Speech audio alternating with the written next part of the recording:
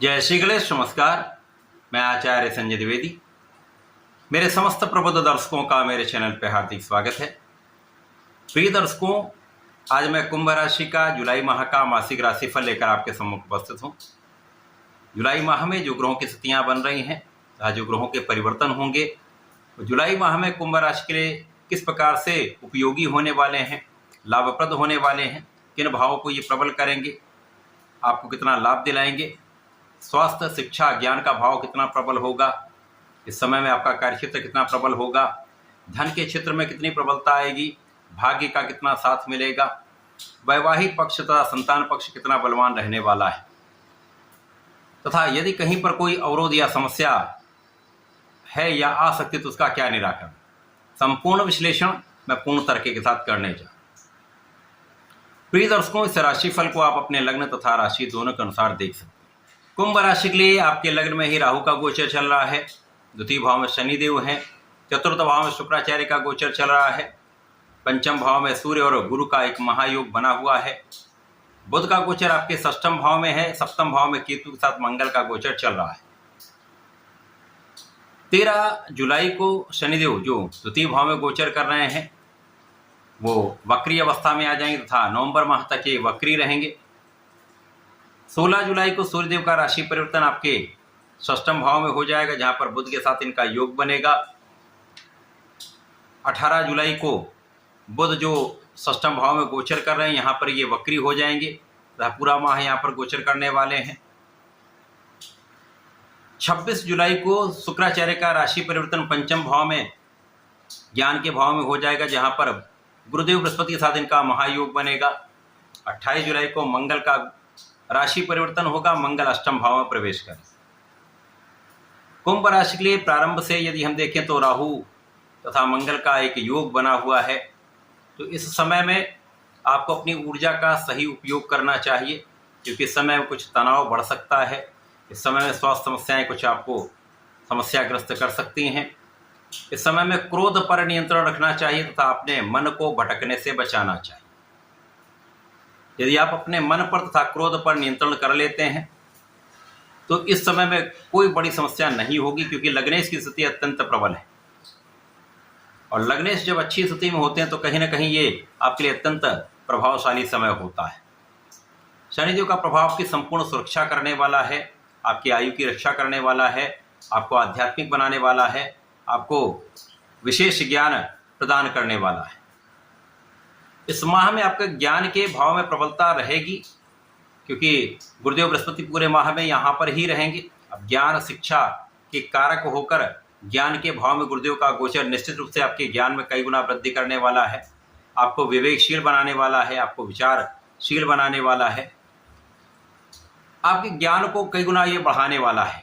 इस समय में जो लोग शिक्षा ले रहे हैं, ज्ञान ले रहे हैं, प्रतियोगिता परीक्षा की तैयारी कर रहे हैं, उनके लिए एक सकारात्मक समय है। यदि आप अपने मन को भटकने से बचाते हैं, बिना कारण के वाद विवाद में ना पड़कर अपने लक्ष्य पर केंद्रित रहते हैं, तो समय में आपको परीक्षा का परिणाम भी अच्छा प्राप्त होगा।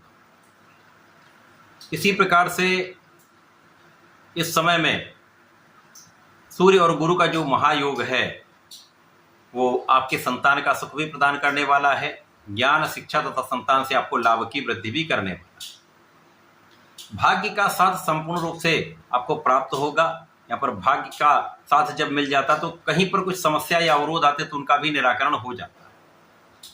इस समय आप आध्यात्मिक भी रहेंगे, इस समय आप धर्म के मार्ग पर चलेंगे तो बहुत सारी समस्याएं वैसे भी यहाँ पर कम हो जाती हैं। यदि आप अपने लक्ष्य को केंद्रित करके कार्य करते हैं तो कार्यक्षेत्र में भी कहीं कोई बड़ा डिविएशन नहीं होता है। तो ये समय ऐसा है जब कार्यक्षेत्र में तो आपकी प्रबलता आएगी, आप अपने कार्यक्षेत्र में अपनी ऊर्जा का संपूर्ण उपयोग सही दिशा में करें तो किसी प्रकार का कोई कष्ट नहीं होगा।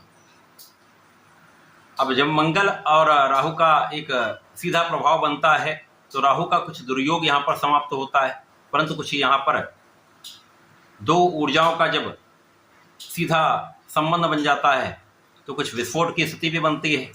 तो समय में सोच विचार करके कोई कार्य करें, समझदारी से आप चलेंगे तो विवाद नहीं हो। इसी प्रकार से इस समय में धन का विशेष लाभ आपको प्राप्त होगा। धन की प्रबलता आपके जीवन में बनी रहे। इस माह में जब शनिदेव वक्री होंगे तो इस भाव की प्रबलता बढ़ेगी, साथ ही साथ लग्न की प्रबलता बढ़ेगी। तो जो कहीं कुछ स्वास्थ्य समस्याएं या कुछ तनाव चल रहा है उसमें कुछ कमी आएगी। आप बहुत केंद्रित रहेंगे अपने लक्ष्य पर। यदि आप केंद्रित रहते तथा अपने आलस्य का त्याग कर देते हैं तो यहाँ पर आप बहुत कुछ विजयी अवस्था में रहने वाले हैं। परिवार का पूर्ण सहयोग आपको प्राप्त होगा तथा इस समय में आपके लाभ की स्थिति पहले से अच्छी हो जाए। सूर्यदेव जब षष्ठम भाव में जाएंगे तो यहाँ पर आपके शत्रुओं का पराभव 100% होगा। जो जातक ऋण चुकाना चाह रहे हैं ऋण यहाँ पर चुका पाएंगे। रोग भी यहाँ पर नियंत्रित हो जाएंगे तथा आपकी कानूनी समस्याओं में आपका पक्ष अत्यंत बलवान रहेगा, आप यही रहेंगे। इसी प्रकार से इस समय में कुछ जीवन साथी के स्वास्थ्य में समस्या हो सकती है, जीवन साथी के साथ कुछ तनाव हो सकता है, यहाँ आपको ध्यान रखना चाहिए।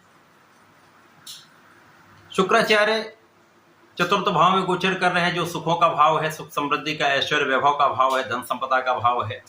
तो यहाँ पर आपके सुखों में तो वृद्धि हो रही है, यहाँ पर किसी प्रकार का कोई संदेह नहीं है। सुखों का आप अर्जन करेंगे। और जब शुक्राचार्य का राशि परिवर्तन पंचम भाव में हो जाएगा तो यहाँ पर दैत्य गुरु तथा देव गुरु का महासंयोजन बनेगा, शंख योग बन जाएगा। अब ज्ञान के भाव में शंख योग का अर्थ है आप महा ज्ञानवान होने वाले हैं, साथ में आपके ऐश्वर्य वैभव धन संपदा में निश्चित वृद्धि होगी। अब कुंभ राशि के लिए शुक्र अत्यंत कारक भी हैं, मित्रोत भाव होता है, तो यहां पर इस भाव की प्रबलता कई सौ गुना बढ़ जाए। आपकी इच्छा की पूर्ति हो सकती है, आपकी शिक्षा में सफलता की इच्छा पूर्ति हो सकती है, धन प्राप्ति की इच्छा पूर्ति हो सकती है, संतान प्राप्ति की इच्छा पूर्ति हो सकती है। यहां पर निश्चित रूप से आपकी स्थिति अत्यंत बलवान हो जाए। ये माह कुछ विशेष लाभ देने वाला है। यदि आप सजग रहते हैं, अपने विचारों पर, अपने मन पर नियंत्रण रखते हैं तो समस्याएं कम होंगी। जब मंगल राशि परिवर्तन करेंगे तो राहु के प्रभाव से मुक्त होंगे, लेकिन अष्टम भाव में जाएंगे, यहाँ पर तात्कालिक रूप से मांगलिक दोष बनेगा। परंतु यहाँ पर शनि और मंगल का 180 डिग्री पर सीधा संबंध भी बन जाएगा, तो आप बहुत प्रैक्टिकल हो जाएंगे। आपके विशेष ज्ञान में कई गुना वृद्धि हो जाएगी। जो जातक विशेष ज्ञान ले रहे हैं, टेक्निकल एजुकेशन ले रहे हैं, मेडिकल के क्षेत्र में हैं या कुछ विशेष रिसर्च के क्षेत्र में हैं, तो यहाँ पर आपका अनुसंधान बहुत अच्छा रहने वाला है, आपका ज्ञान बहुत अच्छा रहने वाला, आपको सफलता की प्राप्ति निश्चित होगी।